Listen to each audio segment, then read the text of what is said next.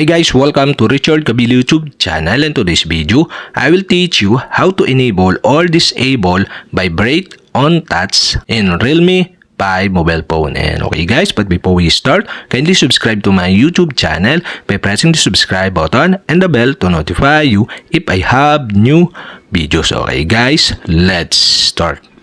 So okay guys, here in your Realme 5 mobile phone, you'll have to do is go to settings.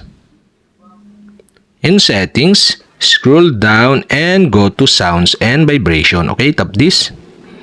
In sounds and vibration, scroll down again and go to more sounds and haptics section. Here in more sounds and haptics section, you can see here the vibrate on touch.